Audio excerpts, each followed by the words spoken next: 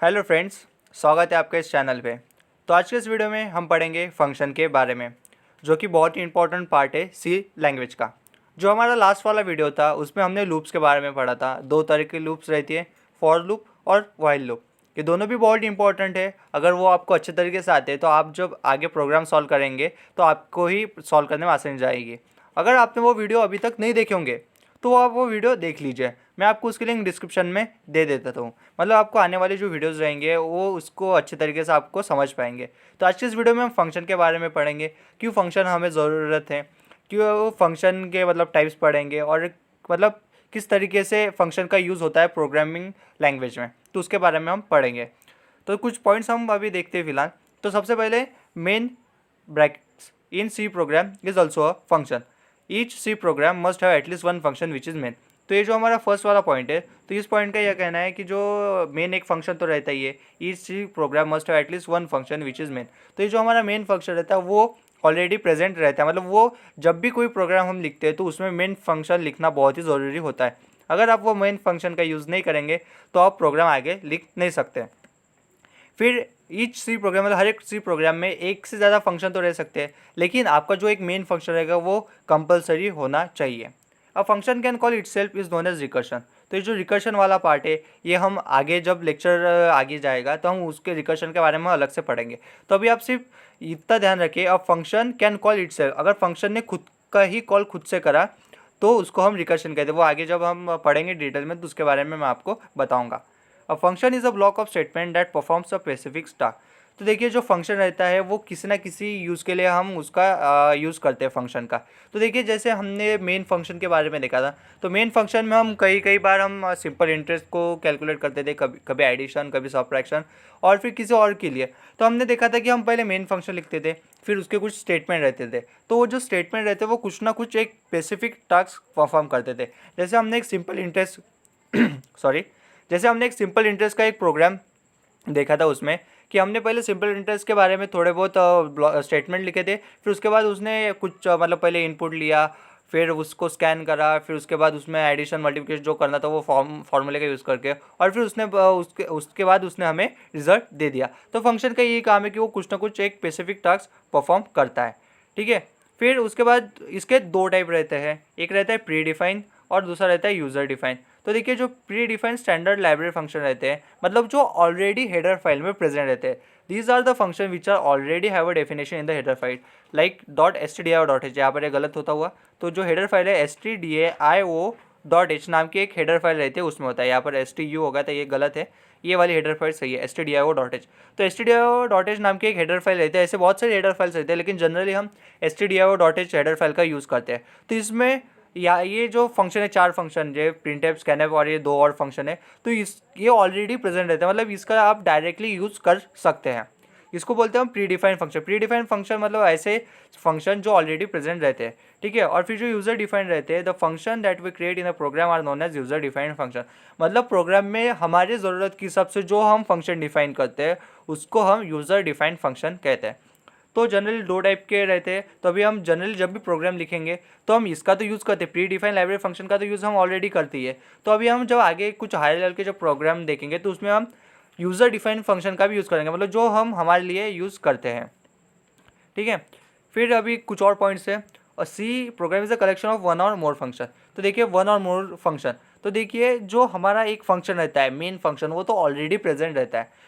फिर आप उसके अलावा भी बहुत सारे फंक्शन का यूज़ कर सकते हैं। वो आपके ऊपर डिपेंड करता है कि आपको यूज़ करना है कि नहीं यूज़ करना है।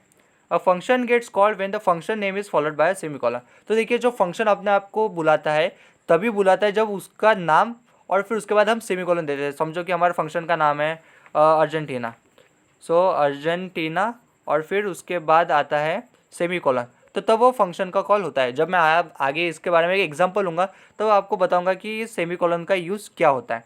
ठीक है। तो अभी के लिए अभी याद रखिए जो सेकंड वाला पॉइंट है ये बहुत ही इंपॉर्टेंट है। A function gets call when the function name is followed by semicolon. Semicolon देना बहुत ही ज़रूरी होता है।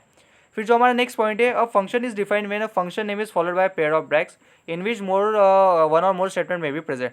फॉर एग्जाम्पल देखिए जब हम फंक्शन को कॉल करते हैं तो वो फिर वो अपने जो स्टेटमेंट्स रहता है फंक्शन के स्टेटमेंट उसके बाद चला जाता है। तो उसको डिफाइन कैसे करते हैं, तो देखिए सबसे पहले हम फंक्शन को डिफाइन करते हैं, फिर उसके बाद दो पेयर ऑफ ब्रेक्स दे देते हैं, फिर 2 कर्ली ब्रेक्स के अंदर हम सारे अपने स्टेटमेंट लिखते हैं जो हमें उस प्रोग्राम में एग्जीक्यूट करने रहते हैं। मतलब जो हमारा फंक्शन रहता है उसमें जितने भी स्टेटमेंट हमें एग्जीक्यूट करने रहते हैं हम उस स्टेटमेंट को उसके अंदर लिखते हैं। तो ये भी पॉइंट इंपॉर्टेंट है। फिर अ function can be call number of time. तो फंक्शन है कितने भी बार आप उसको कॉल कर सकते हैं, ये आपके ऊपर डिपेंड करता है कि आपको कितने बार उसका यूज़ करना है। तो ये कुछ पॉइंट्स है, बहुत इंपॉर्टेंट पॉइंट्स है, आप याद कर लीजिए। फिर जब एग्जाम्पल लूँगा, मैं एक एग्जाम्पल लूँगा आगे, तो आपको और क्लियरली ये समझ में आ जाएगा कि इसका यूज़ एक्चुअल में क्या होता है।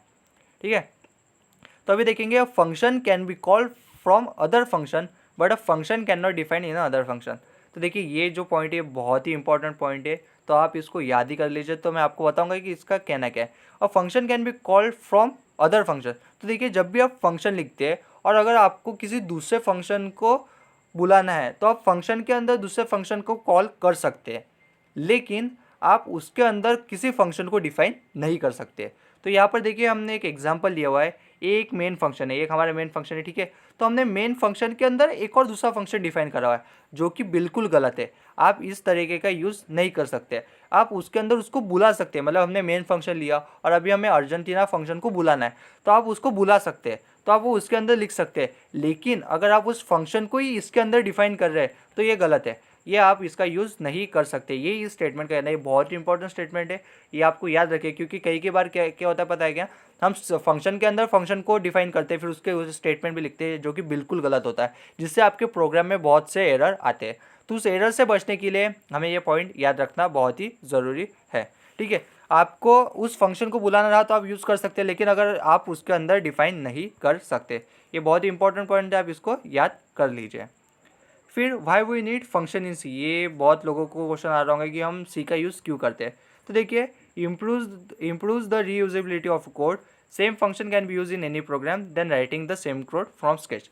तो देखिए हमें क्या होता है, कई बार हमें एक ही फंक्शन का यूज़ बहुत बार यूज़ करना रहता है। जैसे हमें एक ही प्रोग्राम में बहुत बार एडिशन करने रहते हैं, तो हर बार हम एडिशन का जो प्रोग्राम है, मतलब एडिशन के जो प्रोग्राम के जो स्टेटमेंट्स है वो बार बार तो नहीं लिख सकते हैं ना।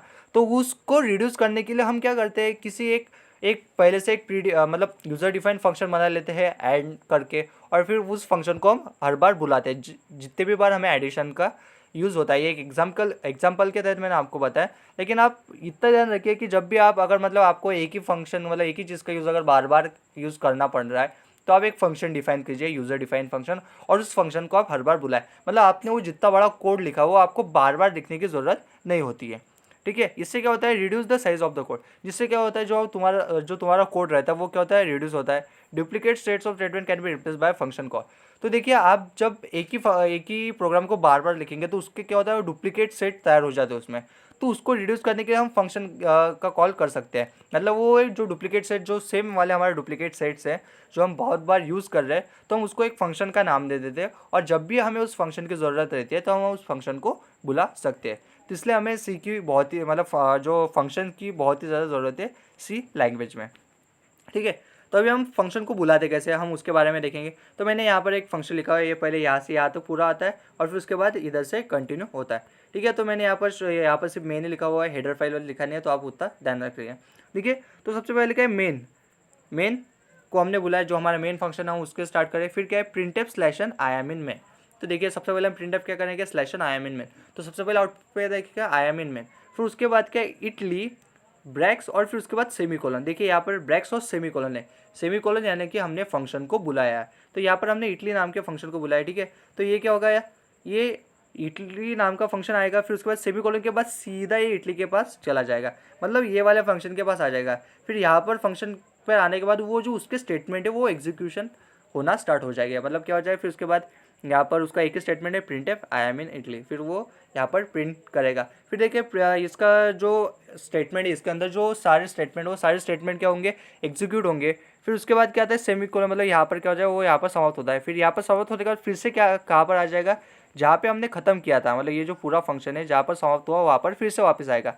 फिर उसके बाद क्या होगा, उसके बाद वो चले जाएगा ब्राज़ील पर, ब्राज़ील, और फिर उसके बाद सेमीकोलन है, मतलब हमने ब्राज़ील नाम के एक फंक्शन को बुलाया। तो फिर जब सेमीकोलन आ गया तो फिर से क्या हो जाएगा, यहाँ पर ब्राज़ील के बाद चला जाएगा।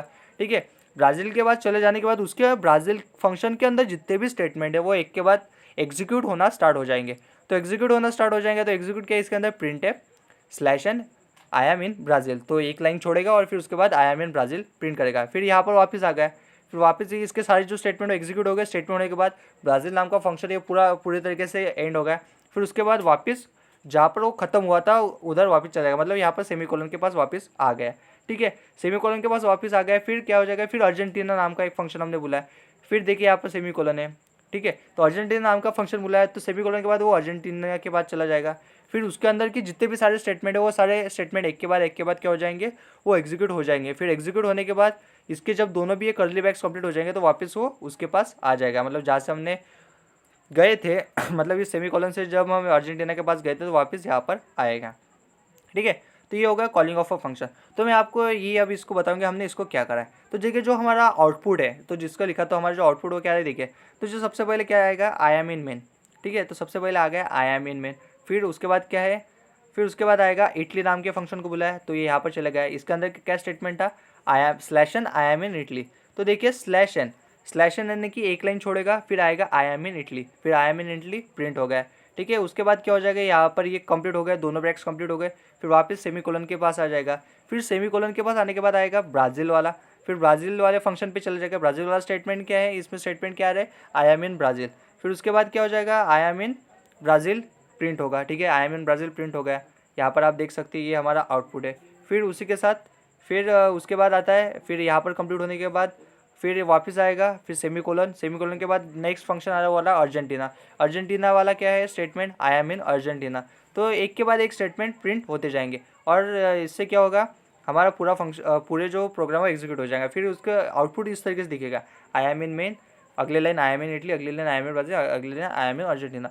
तो हमने जो अभी पढ़ा है कि नहीं, तो हम उसको देखते, जो भी मैंने आपको प्रोग्राम बताया उसको एक बार मैं लिख के मैं आपको अच्छे तरीके से बताता हूँ। Any C program contain at least one function. तो देखिए जो सी प्रोग्राम रहता है उसमें एटलीस्ट एक फंक्शन तो रहता है। If a program contains only one function it must be main. तो देखिए अगर एक ही प्रोग्राम रहा, एक ही फंक्शन रहा, अगर पूरे प्रोग्राम में अगर एक ही फंक्शन रहा तो वो मेन ही फंक्शन होना चाहिए, क्योंकि वो मेन फंक्शन के अलावा आप प्रोग्राम लिख ही नहीं सकते। तो देखिए सी प्रोग्राम में एक से ज़्यादा फंक्शन रह सकते हैं, अगर एक रहा तो वो सी ही मतलब मेन ही फंक्शन होना चाहिए। फिर उसके बाद in a C if a C program contains more than one function then one and only one of this function must be main because program execution always begin with main. तो देखिए कि अगर आपके पास अगर एक से ज़्यादा फंक्शन रहेंगे तो आपका जो पहला वाला फंक्शन रहेगा वो मेन ही फंक्शन होना चाहिए, क्योंकि मेन फंक्शन के अलावा आपका जो एग्जीक्यूशन है वो एग्जीक्यूशन होता ही नहीं है। तो ये बहुत इंपॉर्टेंट है कि आपको मेन फंक्शन के साथ ही स्टार्ट करना है, तो ये आप याद कर लीजिए, बहुत इंपॉर्टेंट पॉइंट है। फिर उसके बाद there is no limit on the number of function that might be present in the C program. तो कोई लिमिट नहीं है, आप कितनी भी बार उसका यूज़ कर सकते हो, मतलब एक ही फंक्शन को आप कितने भी बार बुला सकते हैं और कितने भी फंक्शन आप यूज़ कर सकते हैं। मतलब ऐसे लिमिट नहीं कि भाई कि मतलब जो प्रोग्राम लिख रहे हैं तो एक फंक्शन में आप दो ही मतलब एक प्रोग्राम में दो ही फंक्शन यूज़ कर सकते हैं। आप एक प्रोग्राम में कितने भी फंक्शन यूज़ कर सकते हो और कितने भी बार उसको बुला सकते हैं। ठीक है, फिर जो नेक्स्ट पॉइंट है, each function in the program is called in a specific sequence by the call in main after each function has done its string control returns to main when main function run outs function call to the program end. ठीक है, तो ये जो point है मैं आपको बताता हूँ। देखिए यहाँ पर क्या हुआ, हमारे सारे प्रोग्राम एक के बाद क्या हो गए, रन हो रहे हैं। ठीक है, पहले ये वाला रन हुआ, फिर इटली वाला फंक्शन रन हुआ। इटली वाला फंक्शन उसके जो स्टेटमेंट है वो एग्जीक्यूट होने के बाद वापस क्या आया, वापस वो मेन फंक्शन में वापस आ गया। फिर ब्राज़ील वाला हुआ, फिर वो ब्राज़ील वाले पे चले गए। ठीक है, ब्राज़ील वाले पे चले होने के बाद ब्राज़ील वाले जो स्टेटमेंट वो सारे एग्जीक्यूट हुए, फिर वापस वो सारे स्टेटमेंट एग्जीक्यूट होने के बाद वो फिर से मेन फंक्शन में आ गया। तो वही उस स्टेटमेंट का कहना है, ये भी इंपॉर्टेंट नहीं है लेकिन आपको पता होना चाहिए, इसलिए मैंने वो आपको लिख के दे दिया। ठीक है, फिर उसके बाद आता है पासिंग वैल्यूज़ बिटवीन फंक्शन। तो देखिए अभी हमें फंक्शन के बीच में अभी वैल्यू देनी है, तो मैं यहाँ पर एक एग्जाम्पल लिखा हुआ है, एडिशन ऑफ अ 3 नंबर। तो पहले मैं आपको प्रोग्राम बता दूँ मैंने क्या लिखा हुआ है। तो सबसे पहले मेन, जो बहुत इंपॉर्टेंट रहता है, सबसे पहले मैंने लिखा मेन। फिर उसके बाद जो वेरिएबल्स थे हमारे उस वेरिएबल्स को डिफाइन किया, फिर उसका डाटा टाइप ABC 3 वेरिएबल, सम एक चौथा वेरिएबल, उनका डाटा टाइप INT, फिर प्रिंटफ एंटर एनी 3 नंबर। फिर जो हम 3 नंबर एंटर करेंगे, मतलब पहला नंबर स्पेस, दूसरा नंबर स्पेस, तीसरा नंबर स्पेस, उसको हमने स्कैन करा and A and B and C, और उसको कैसे दिया %D हमने इसलिए यूज़ करा क्योंकि जो हमारे इंटीजर टाइप है वो मतलब जो डाटा टाइप है वो हमारा इंटीजर है। ठीक है, फिर उसके बाद हमने क्या किया, फंक्शन को बुलाया, sum is equals to calsum ABC। तो देखिए यहाँ पर फंक्शन यहाँ पर आ जाएगा, हमने फंक्शन का कॉल किया तो फंक्शन वाले स्टेटमेंट पे आ जाएगा। ठीक है, तो यहाँ पर देखिए हमने यहाँ पर ABC यूज़ करा हुआ है, नीचे XYZ यूज़ करा हुआ है, तो इसका क्या झोल है, तो अभी हम उसके बारे में देखेंगे। First we pass the value in the user defined function, example calcium ABC। तो सबसे पहले हम यूजर डिफाइंड फंक्शन को बुलाएंगे, ठीक है। फिर एक्चुअल पैरामीटर्स और formal parameter. Actual parameter the parameter that appears in the function cell, ठीक है। मतलब जो हमने यहाँ पर देखिए यहाँ पर ABC का यूज़ करा हुआ है, ठीक है। कैल्शियम ABC मतलब जो हमने लिए हुए एक्चुअल में, तो वो एक्चुअल पैरामीटर्स रहते हैं जो एक्चुअल में लिए हुए हैं। फिर हमने क्या करा, इसको फंक्शन को बुलाया और फिर XYZ को हमने वैल्यू दे दिया है। तो formal parameter parameter that appears in the function declaration. यहाँ पर देखिए हमने फंक्शन डिक्लेयर करा है और फंक्शन डिक्लेयर करने के बाद जो हमने वेरिएबल्स यूज़ करे हुए हैं हम उसको फॉर्मल पैरामीटर्स कहते हैं। और जब हम फंक्शन को बुलाते हैं, मतलब when we call the function, और उस टाइम पर जो हम पैरामीटर्स डिफाइन करते हैं तो हम उसको एक्चुअल पैरामीटर्स बोलते हैं। तो ये दो तरह के पैरामीटर्स रहते हैं, आप इसको याद कर लीजिए। फिर देखिए हमने कैल्शियम ABC फंक्शन को बुलाया और फिर यहाँ पर दे दिया कैल्शियम इन ब्रैकेट XYZ, ठीक है। तो यहाँ पर देखिए जो A की वैल्यू रहती है वो X को चली जाएगी, फिर B की वैल्यू जो हो जाएगी वो Y को चली जाएगी, और जो C की वैल्यू वो Z को चल जाएगी। मतलब हम लेफ्ट टू राइट जा रहे हैं तो इधर भी वैल्यू लेफ्ट टू राइट ही चल जाएगी। फिर INT XYZ उसको इंटीजर टाइप, मतलब XYZ को तो हमें इंटीजर बताना है। फिर ठीक है, फिर हमने यहाँ पर एक कैल्शियम नाम के फंक्शन के अंदर हमने एक INT D नाम का एक इंटीजर स्पेसिफिक करा हुआ है। फिर यहाँ पर देखिए D is equals to x plus Y plus z, क्योंकि हमें तीन लोगों की एडिशन करनी थी तो हमने यहाँ पे D is equals to x plus Y plus z. और फिर उसके बाद क्या हुआ है, रिटर्न D। तो देखिए जो रिटर्न D वाला पार्ट है ना, ये बहुत ही इंपॉर्टेंट है, क्योंकि देखिए हमारा जो कैल्शियम नाम के फंक्शन था इसका कुछ ना कुछ तो यूज आना चाहिए, इस फंक्शन से हमें कुछ ना कुछ तो मिलना चाहिए। तो हमने रिटर्न क्या रिटर्न वैल्यू D। मतलब देखिए हमने कैल्शियम फंक्शन को बुलाने के बाद ABC को, जब हमने मतलब calcium in bracket ABC semicolon function को बुलाया और फिर इस फंक्शन से जो हमें एक वैल्यू रिटर्न, वो क्या वैल्यू रिटर्न कर दी थी, D की वैल्यू। तो D की वैल्यू क्या थी, D is equal to x plus Y plus z, ठीक है। तो D की वैल्यू क्या थी, x plus Y plus z. तो अभी हम एक इसका एग्जाम्पल देते हैं और आउटपुट देखते हैं, ठीक है। तो सबसे पहले एंटर इन 3 नंबर्स, तो हमने डाला 10 20 30, ठीक है। तो हमारी A की वैल्यू हो गई 10, फिर B की वैल्यू हो गई 20 और C की वैल्यू हो गई 30, ठीक है। फिर उसके बाद हमने फंक्शन बुलाया, फिर हमने XYZ को वैल्यू दे दिया। तो X की वैल्यू क्या हो गई, X की वैल्यू हो गई 10, Y की वैल्यू हो गई 20 और Z की वैल्यू हो गई 30, ठीक है। तो XYZ की वैल्यू हमने मिल गया। फिर D is equals to x plus Y plus z. तो देखिए D X 10, Y 20 और Z 30, तो X plus Y plus Z की वैल्यू हो गई 30। तो यहाँ पर देखिए D की वैल्यू क्या हो गई 60, ठीक है। D की वैल्यू 60 हो गई, तो रिटर्न D। तो देखिए कैल्शियम की जगह वैल्यू क्या आएगी, D की वैल्यू आ जाएगी। तो sum is equals to D और D की वैल्यू क्या थी 60, और फिर हमने सम को क्या करा, प्रिंट करा। तो सम इज इक्वल्स टू 60। तो ये हमने यहाँ पर देखा है कि हमने इस फंक्शन का यूज़ करके एक वैल्यू को रिटर्न करा और उस रिटर्न करके हमने उसको वैल्यू दे दिया और फिर हमें सम की वैल्यू मिल गया है, ठीक है। तो ये देखा था। फिर अभी मैं वो जो मैंने आपको बताया वो मैं आपको इसमें बताता हूँ। If you want to return any value from the user defined function, therefore it is necessary to use the return statement. अगर हमें उस फंक्शन, जब भी हम फंक्शन का यूज़ करते हैं तो हमें फंक्शन से अगर कुछ वैल्यू को रिटर्न करना है तो हमें रिटर्न स्टेटमेंट का यूज़ करना बहुत ही ज़रूरी है। तो जो पहला वाला स्टेटमेंट है बहुत ही इंपॉर्टेंट, आप इसको याद कर लीजिए, क्योंकि अगर हमें कोई भी उस फंक्शन से कुछ चाहिए तो हमें रिटर्न स्टेटमेंट का यूज़ करना रहता है, ठीक है। If we want that a call function should not return any value, in that case we must mention the using keyword। तो देखिए ये जो void वाला पार्ट है ना वो मैं आपको बताऊंगा आगे, लेकिन अभी के लिए आप इतना याद रखें कि अगर हमें उस फंक्शन से अगर कुछ चाहिए नहीं, मतलब कुछ उसके रिटर्न वैल्यू नहीं चाहिए, तो हम उस फंक्शन को void तरीके से यूज़ करते हैं। देखिए मतलब हमने यहाँ पर देखिए जब भी हम फंक्शन बुलाए तो कैल्शियम, तो देखिए हम इसको फंक्शन को जब डिफाइन करते हैं तो हम डिफाइन करते हैं INT कैल्शियम, ठीक है। मतलब हमें INT कैल्शियम इसलिए क्योंकि जो कैल्शियम की जो वैल्यू मिलेगी वो इंटीजर टाइप होनी चाहिए, मतलब हमें कुछ आउटपुट चाहिए तो इसलिए हमने INT का यूज़ करा। लेकिन अगर हमें उससे फंक्शन से कुछ रिटर्न नहीं चाहिए तो हम क्या करते हैं, वॉइड का यूज़ करते हैं, मतलब वॉइड और उस फंक्शन का नाम, ठीक है। फिर उसके बाद a function can return only one value at a time. तो ये बहुत इंपॉर्टेंट पॉइंट है कि फंक्शन एक ही value at a time return करती है, ठीक है। जो रिटर्न स्टेटमेंट है उसके दो पर्पजेस है। On executing the return statement immediately transfer the control back to the calling function, ठीक है। जब भी हमारा रिटर्न स्टेटमेंट आ जाता है तो वो क्या होता है, वापस जहाँ से हमने फंक्शन को बुलाया था वही वो वापस चला जाता है और उसको अपनी वैल्यू दे देता है। तो ये जो रिटर्न के बारे में जो दो पर्पज है बहुत इंपॉर्टेंट, ये आप याद कर लीजिए। It return the value present the parenthesis after return to the calling function in the above program, the sum of value 3 numbers is to be return. तो ये जो दो फंक्शन है बहुत ही इंपॉर्टेंट दो पॉइंट है, मतलब ये जो दो पॉइंट है रिटर्न स्टेटमेंट के बारे में, कि देखिए जब भी हम रिटर्न स्टेटमेंट को बुलाते हैं तो रिटर्न स्टेटमेंट को बुलाने के बाद वो वापस जहाँ से हमने फंक्शन को बुलाया था वापस वो वहीं पे चला जाता है और उसको वैल्यू वो दे देता है। तो ये इसका कहना है। तो ये था एक्चुअल आज के वीडियो में। तो इस वीडियो में हमने देख लिया कि जो फंक्शन रहता है उसको यूज़र डिफाइन, फिर प्री डिफाइन रहता है, फिर उसके बाद रिटर्न वैल्यू के बारे में पढ़ा था, फिर कॉलिंग फंक्शन कैसे रहता है इसके बारे में पढ़ा था और हमें सी की क्यों ज़रूरत है। ठीक है, तो अभी हमने इसके बारे में पढ़ा, तो अभी हमें कुछ और हाई लेवल का पढ़ना है, मतलब थोड़ा डीप में पढ़ना है, तो वो हम अगले वीडियो में देखेंगे। अगर आपको वीडियो पसंद आता है तो वीडियो को लाइक कीजिए, और चैनल को सब्सक्राइब नहीं कराऊंगा तो चैनल को सब्सक्राइब कीजिए, और बेल आइकन को भी दबाएं, मतलब आपको आने वाली वीडियोज़ के लिए जानकारी मिलेगी। और अगर आपको कोई भी डाउट आता है ना, तो आप क्लियरली कमेंट बॉक्स में मेंशन कीजिए, मैं आपका वो डाउट क्लियर कर दूंगा। ठीक है, थैंक यू।